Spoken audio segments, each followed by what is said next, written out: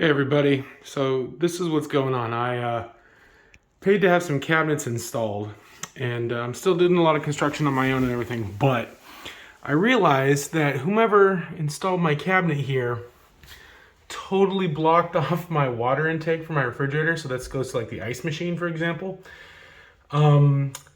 This is a cabinet here. This is where the refrigerator is supposed to go, in this little cubby area. So I'm gonna have to drill from this side into the cabinet, and hopefully there's enough clearance that the drawer, when it goes back, will not slam onto this water line. So, all right, cool. That's what we're gonna try and do. I'm gonna just drill through it using a 1/2 inch. Let's see right here. Yeah, simple old 1/2 inch bit. So hopefully that'll do the trick. And if not, we can always go a little bit bigger. Awesome.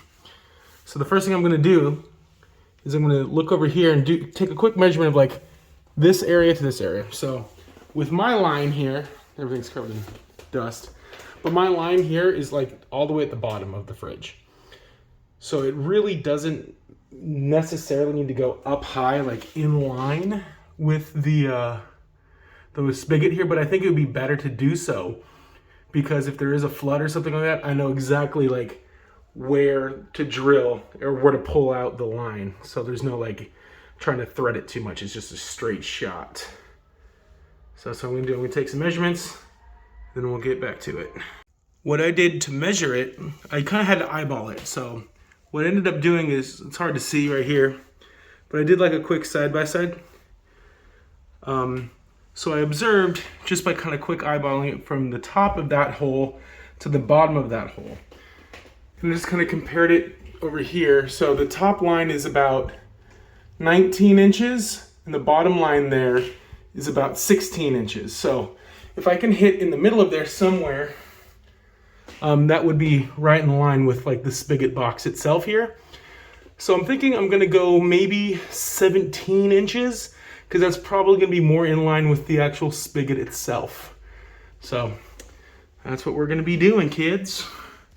And right now I don't need to measure it a lot because I have such a wide range between those two markers. That's 3 inches. So the other thing I have to worry about though is how far to come out from the wall. And honestly, dudes, I have no real way of measuring it.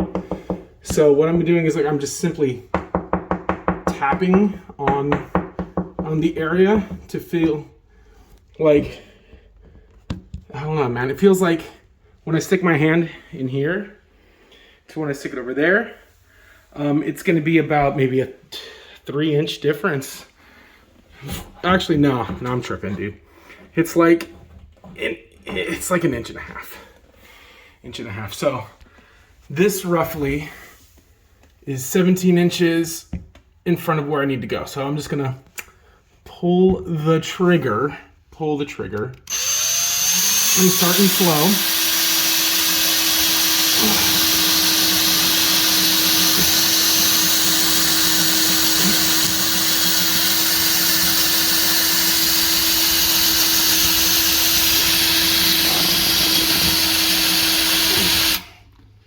All right, so now I'm just pulling it off real quick just to see, can I see through it? No, I cannot see through it.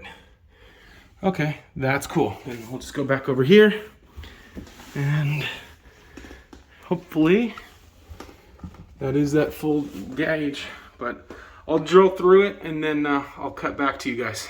My worst fear has literally happened about this project. So if we look here, it looks like it's starting to carve into the backing a little bit, but it did go through. It might have to just get a little bit more drilling, but it looks like it'll fit. I'll just kind of put some tape or some glue over that backing there. So what I'm going to try and do now is feed my water line from where the refrigerator side should be into this cabinet with the spigot. Good stuff. So I'm going to move the refrigerator and then I'll try and get everything in place. I just realized too that I'm not going to actually be able to move the refrigerator too much because this is the electrical outlet that it should be plugged into. I just need to get it wired up fully. So what I am going to end up doing is just feeding this water line through. Fun stuff. So this line is going to be going from this end here through the hole. Oh no, just like my life, it's too big for the hole. So let's just re-drill at a slightly larger size. Bit size has been changed up to 5/8 now, so it's slightly larger. We don't want the hole to be too big, to be completely honest, because I'm trying to help reduce, you know, draft and possible critters transferring from one area to another, so like ants or anything like that, or even spiders, dude. In this area where this house is being renovated right now, it's definitely breeding season for spiders, and they are out in force. So, oh yeah, in this area here where this little panel, this all used to be an enclosure for a water heater. So the water heater was moved outside. That's why it kind of looks all jacked up. I don't care, whatever. It's gonna be covered by a refrigerator. And then honestly, if needed to, I can easily just sand this off, or just even take a coin and just scratch off where anyone's gonna see it. But anyways, back to the matter at hand. I'm gonna make this a little bit bigger. So once again, we just upgraded barely to a 5/8. And let's get cracking and see what happens.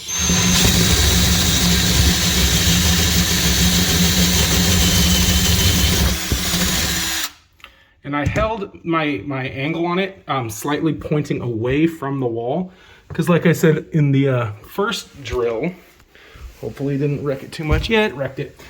But in the first drill, as you can see, it started skidding along the wall there. So if only I was, maybe like a 1/3 inch closer, but oh well. Now the reason why I drilled from the outside versus the inside, because it would have been so much easier to find it from in here, but I did not want the outside that people could potentially see easier to look all jagged and ragged. So that's why I opted to go from the green side versus the inside white panel. Oh yeah, and by the way, this is double layered. So you got this green layer and then the white layer that we're drilling through. So it is what it is. Anyways, so I'm going to feed this water line through. Theoretically, it should fit. Yep, just like that. No fuss, no muss. Just feed it in. Now, one thing I need to be conscientious of is too much line inside of this compartment. Because once again, this is going to be where like pots and pans go. So I have a very small area of clearance from here to the wall. From here to the wall. So what I'm going to do is push the line back and then just screw it on. I just want to use my thumb and finger in case I cross-start it or something like that. I can easily undo it. I want to get it as possible tight as I can with my fingers, so that way I can do just a little bit of tightening with a wrench, and I mean a very small amount.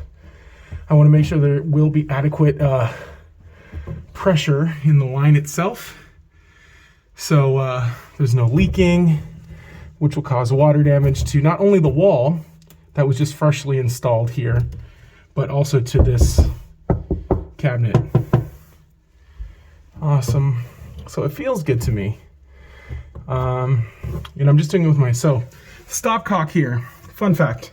You also, to make sure that it's off, you want the top of it to cross over where the line would be going. So if this little nozzle here was flush with the line, if they were both in a straight line, then it would be an open pathway. We don't want this to be open right now because, once again, the refrigerator is not connected and then water just be splashing out the other side. So to make sure that your stopcock is fully closed, just make sure that this is crossed over the opposite side. So if this is left and right and this is front to back, you know it's off. If they're both front to back, then it's open. Just a fun little tidbit of information. So now this is going to constitute a little bit of slack on one side, which is fine. We can always tuck this down and around like that, because this area here is where it's going to be connecting inside of the refrigerator. You just got to be conscientious that you don't want to push the fridge too close to the wall, because there is, if you look in the back here, there's some plates, there's some little other stoppages, whatnot. You just want to make sure there's enough room for everything, and you also want to make sure there's enough air circulation that goes from underneath the refrigerator so you don't overheat the motor. But yeah, that's basically it for right now. And then this little guy screws onto there, and then boom, you got a fully functional ice maker, theoretically, if nothing else went bad inside the machine. Anyways, yeah, cool. Enjoy. Oh yeah, I'm not going to tell you to thumbs up anything. I'm not going to tell you to like the video. But, you know, do what you want. It's your life.